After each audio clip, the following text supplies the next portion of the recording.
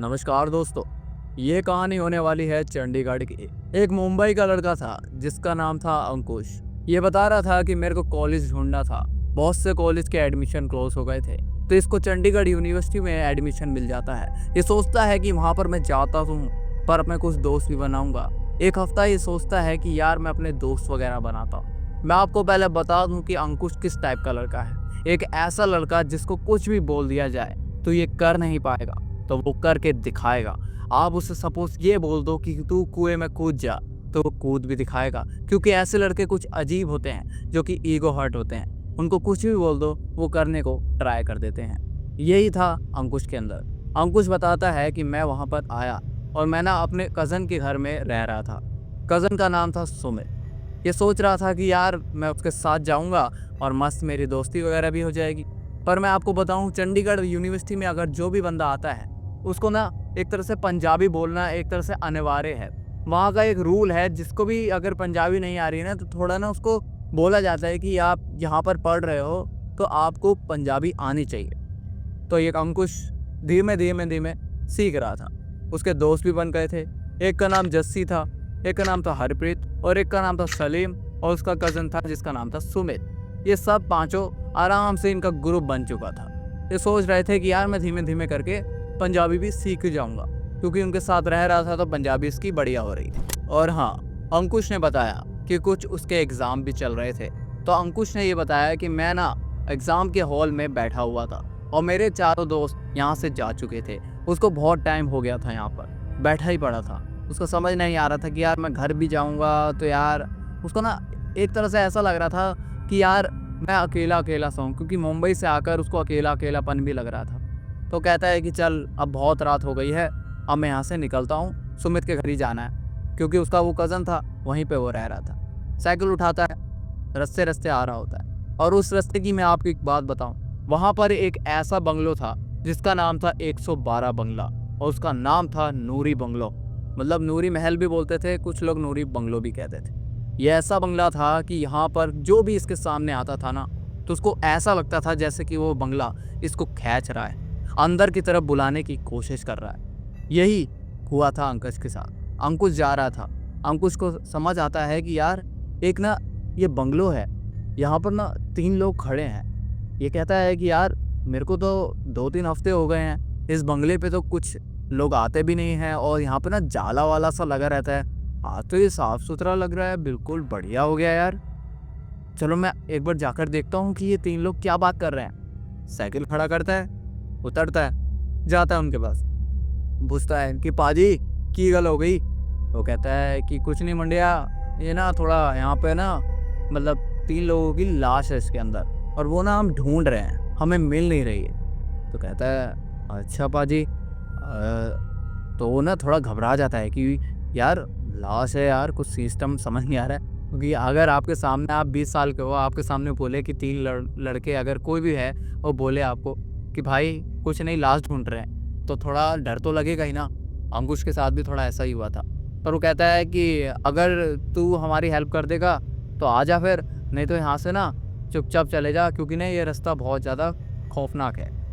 अंकुश कहता है कि चलो मैं चले जाता हूँ, क्योंकि भाई जिसकी फटी पड़ी उसकी मतलब एक तरह से फटी हुई थी।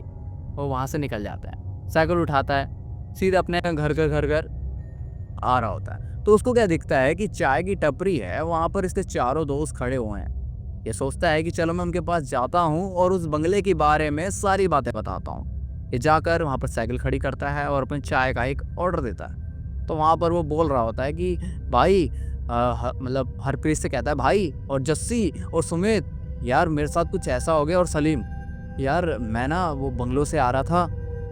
कौन सा बंगलो? उसके दोस्त पूछने लगते हैं कि कौन सा बंगलो? अरे वही नहीं है, वो नूरी बंगलो, वही वाला 112 नंबर।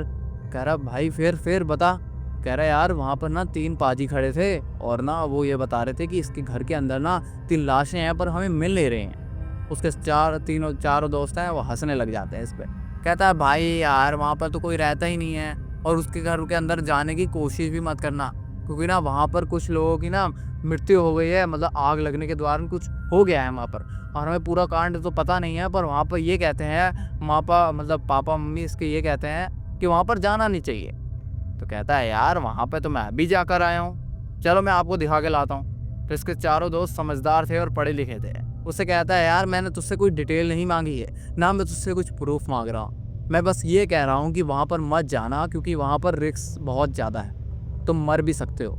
कहता मर सकते हो, अभी तो मैं वहाँ पर होके आया हूँ, चलो मेरे साथ चलो। सबको जिद करते हुए वहाँ पर लेके जाने के लिए एक तरह से रजामंदी कर लेता है। तो दो दोस्त उसके ऐसे होते हैं वो जो उसको मोटिवेट कर रहे होते हैं हमारे अंकुश को। एक होता है हरप्रीत और जस्सी, इसको बोल रहे होते हैं कि भाई हाँ यार, तू अगर उस जगह का ना पूरा पर्दाफाश कर देगा और ये बताएगा कि वहाँ पर कोई भूत प्रेत नहीं है, तो ये तू पूरे चंडीगढ़ का हीरो बन जाएगा। मतलब ये चंडीगढ़ का जो तू गाँव है ना, ये वाला जिसमें तू ये पढ़ रहा है, ये गाँव का तू हीरो बन जाएगा यार। तेरे को ना लोग आके बोलेंगे कि हाँ भाई ये बंदा जो है ना वो बहुत ज़्यादा चढ़ती कला है, मतलब एक तरह से चंगा है, बढ़िया है, जो कि हर सबकी समस्या का हल करता है। तो ये इसके अंकुश के अंदर मन में लड्डू फूट जाते हैं कि यार मैं मुंबई से आया हूँ, मुझे कोई यहाँ जानता नहीं है, जान पहचान बनाने के लिए तो ये चीज़ें तो करनी ही पड़ेंगी। तो अंकुश कहता है चलो ठीक है चलते हैं, सबको वहाँ पर लेके जाता है। 5 साइकिल वहाँ पर खड़ी हैं, 4 लोग बाहर खड़े हो गए हैं और अंकुश को वो बोल रहे होते हैं कि भाई अब भी देख ले, अगर जाना है तो अपने मर्जी से जाइयो, हमारे पे कुछ नाम नहीं आना चाहिए। कहता है ठीक है हाँ कुछ नहीं होगा, चल जाने दे। चला जाता है। अंकुश अंदर जाकर देखता है कि यार वहाँ पर वो तीनों पाजी अभी भी खड़े हुए हैं। तो वो पाजी उसको देखकर बहुत ज़्यादा गुस्से करते हैं। कहता है ओए मुंडिया, यहाँ क्यों आया? तो कहता है पाजी अरे वो मेरे दोस्त बाहर खड़े हैं, उन्होंने कहा था कि इस घर के अंदर भूत वगैरह है, तो मैं उसको ना प्रूफ करने आया हूँ। चल हो गया ना प्रूफ, अब तू जा यहाँ से, नहीं तो यहाँ पे पता है हम लाश ढूंढ रहे हैं, कोई मजाक चल रहा है। तो पीछे से एक अंकल उसको बोलते हैं कि चल तू आ गया है तो हमारी लाश ही ढूंढवा दे। अंकुश डर जाता है। अंकुश कहता है अरे नहीं पाजी मैं तो जा ही रहा था। आज फिर वो पीछे से एक और लड़का मतलब आदमी होता है, वो बोलता है अरे मुंडिया डर गया यार, तू रहने दे, तू जा, तू तेरा कोई बस की नहीं है, तू जा। और आपको मैंने बताया कि अंकुश कैसा लड़का था, ईगो हर्ट, उसकी ईगो हर्ट हो गई और बोला कि अंकल मतलब पापा जी मैं तो अड्डा सारा हल कर देना है और ये जो चीज़ें हैं ना मैं आपको पूरी ढूंढवा के जाऊंगा और सब चीज़ में निकलवा के भी जाऊंगा, ठीक है। उनके साथ वो टॉर्च लेकर पूरे एरिया में घूम रहा है, वो महल के अंदर पूरे में घूम रहा है और इसके दोस्त बाहर खड़े होकर इसका वेट कर रहे हैं। इनको ये समझ नहीं आ रहा है कि यार आधा 1 घंटा हो गया है, ये हमारा अंकुश आ क्यों नहीं रहा है, इसके साथ कुछ गलत तो नहीं हो गया। तो अंकुश अंदर घूम रहा है। अंकुश कहता है कि यार यहाँ पर तो कुछ है नहीं, टॉर्च लेके घूम रहा हूँ, कुछ दिख भी नहीं रहा है और जाले वाले भी बहुत हैं, तो समझ नहीं आ रहा है, सब अलग अलग दिशा में ढूंढ रहा है। तभी अचानक से ना अंकुश को कुछ दिखाई देता है। कहता है कि यार यहाँ पर ना कोई गड्ढा है जिसके अंदर किसी का ना हाथ तो हल्का सा दिखाई दे रहा है। टॉर्च मार कर देखता है, कहता है हाँ हाथ ही है। एकदम से ना उसके पास में एक फावड़ा पड़ा होता है, वो फावड़ा मारने के लिए जैसे ही आगे बढ़ता है तो पहले बोलता है कि चलो मैं पाजी को बुला लेता हूँ, पाजी मुझे सोच रहे थे कि ये तो लड़का कुछ करेगा नहीं। अपना नंबर बनाने के लिए भाई अंकुश हर जगह आगे था। अंकुश आवाज़ देता है ओ पापा जी मिल गई लाश। यार चलो ठीक है मिल गई तो आ गए। वो तीनों आकर नीचे खड़े होते हैं और देखते हैं, कहते हैं चलो खोद के देखते हैं क्या है। अंकुश ही उनको बोलता है कि चलो खोद के देखते हैं कौन मरा है। जल्दी से खोद रहा है। तब क्या पता लगता है वो जैसे ही उसके मुंह से मिट्टी हटती है ना, तो उसको क्या दिखाई देता है कि जो 3 शख्स जिनको वो पापा जी करके पुकार रहा है वो उन्हीं की लाश। और एकदम से ना वो डर के राइट को तरफ देखता ही है तो उसकी फट जाती है। वो कहता है कि यार वहाँ पर तो कोई है ही नहीं। उसका दिमाग ख़राब हो जाता है। वो एक तरह से ना पीछे ना एक दीवार होती है, उस पर टेक लगाकर बैठकर ऐसे करके देख रहा होता है कि यार अब क्या होगा, ये तो वही बंदे हैं जो मर गए हैं, वही मुझसे लाश खुदवा रहे हैं। उसको कुछ समझ नहीं आ रहा है कि यार मेरे साथ चल क्या रहा है। तब क्या देख रहा होता है वो बैठकर कि वहाँ पर वो 3 जो गायब हुए थे ना, वो वहाँ पर उसको फिर दिखाई दे रहे हैं और उसके तरफ आगे बढ़ रहे हैं। उसका दिमाग ख़राब हो जाता है। वो सोचता है कि चलो मैं एक बार लाश को फिर से देखता हूँ, पर वहाँ पर लाश थी नहीं। उसको समझ नहीं आ रहा होता है कि यार अब मैं क्या करूँ। ये तो हल्का सा बेहोशी की एक्टिंग करना लगता है। अंकुश भाई था तो अलग ही टाइप का बंदा, भूत भी सामने आ रहे हैं तो बेहोश नहीं हो रहा है, बेहोशी की एक्टिंग मार रहा है, हल्की हल्की आँख खोल कर देख रहा है कि यार कुछ हो तो नहीं रहा है। फिर एक पाजी आता है जिसके पास एक मतलब फावड़ा होता है, वो उठाकर उसको मारने की कोशिश करता है, तभी अचानक से अंकुश बेहोश हो जाता है। और बाहर जो उसके दोस्त खड़े थे उसके पास एक पुलिस वाला आता है और उससे पूछता है कि यार बेटा तुम यहाँ क्यों खड़े हो, तुम्हें पता नहीं है ये नूरी महल बहुत ज़्यादा हॉन्टेड है और इसके जो आसपास भी आता है ना तो वहाँ पर उसको भूतों की प्रेजेंस फील हो जाती है, तुम्हें कुछ फील नहीं हो रहा क्या? मुझे तो बहुत ज़्यादा क्रीपी लग रहा है। वो कहता है डर डर के कि पाजी वो ना मेरा दोस्त अंदर घुस गया अंकुश, वो ना कुछ प्रूव करना चाह रहा था कि इसके अंदर कुछ है नहीं और हम बाहर खड़े हैं। कहते कितना टाइम हो गया? पाजी 2.5 घंटे हो गए। भाई साहब पुलिस वालों की हक्के बक्के हो जाते हैं, कहते हैं 2.5 घंटे हो गए, अब तो नहीं लगता कि तुम्हारा अंकुश जिंदा भी होगा। उसके दोस्त पुलिस वाले से कहते हैं कि सर एक बार चेक करके देखते हैं ना, क्या पता अंकुश जिंदा ही हो। तो उसके बाद ना ये सारे पुलिस वाले और उसके दोस्त वहाँ पर जाते हैं लाठी डंडा लेकर। जैसे ही अंदर पहुँचते हैं अंकुश वहाँ पर बेहोश पड़ा था। उनका दिमाग ख़राब हो जाता है कि यार अंकुश को कुछ हो तो नहीं गया है। वो जल्दी से उसको फटाक से उठाकर अपने सुमित के घर ले आते हैं और उससे सब बातचीत चीतें करने लगते हैं। तो उनको क्या पता लगता है कि जो हमारा अंकुश था ना वो किस वजह से बेहोश हुआ है। पुलिस वाला उनसे इन्वेस्टिगेशन जैसे ही चालू करता है तो अंकुश क्या बताता है कि वहाँ पर एक 3 सरदार थे जो कि ये बता रहे थे कि यहाँ पर ना 3 लाशें हैं, मतलब 3 लोगों की मौत हो गई है, उनकी हम लाशें ढूंढ रहे हैं। तो जैसे ही वो लाशें ढूंढने अंदर जाता है तो क्या देखता है कि वो लाशें उन्हीं की हैं। उसके बाद वो हमला कर देता है। उसको समझ नहीं आ रहा है कि यार वो थे तो थे कौन। फिर उसको पुलिस वाले सब बात बताते हैं कि वहाँ पर हुआ तो हुआ क्या था। आपको मैं पूरी डिटेल बताता हूँ कि नूरी महल में ऐसा क्या चीज़ थी जिससे कि ये लोग वहाँ पर जाते नहीं हैं और उसको हॉन्टेड मानते हैं। 3 सरदार थे जिनका कोई भी नाम नहीं था क्योंकि यहाँ पर डिटेल देना मना है। 3 सरदार थे, उनकी एक मम्मी थी।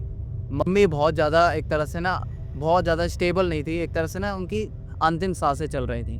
कुछ दिनों के बाद वो भी ख़त्म हो जाते हैं। पर ना उनको उनका दुख नहीं था, उनको इसका दुख था कि यार हम ये ना बाँट नहीं पाए, इसको बाँट लेते हैं। ये सारी जो ज़मीन जायदाद है ना वो अपने तीनों में बाँट लेते हैं इक्वली।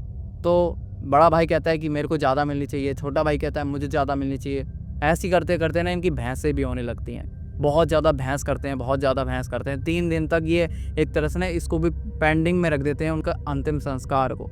अंतिम संस्कार भी इन्होंने 3 दिन तक नहीं करा होता है। जैसे चौथा दिन आता है तो ये अंतिम संस्कार करते हैं और वहाँ पर भी यही लड़ाई चल रही होती है कि तू मेरे को इतना देगा, तू इतना लेगा, ऐसे ऐसे करके इनकी सारी बातें चल रही थी। और वो नूरी महल के अंदर वो उस दिन आते हैं शाम को, जब एक तरह से अंतिम संस्कार हो जाता है, वो वहाँ पर बैठकर सारी बातें कर रहे होते हैं। तब क्या उनको पता लगता है कि पीछे से एक चाचा का लड़का आता है जो कि उस महल पे आग लगा देता है और इन तीनों की वहाँ पर मृत्यु हो जाती है।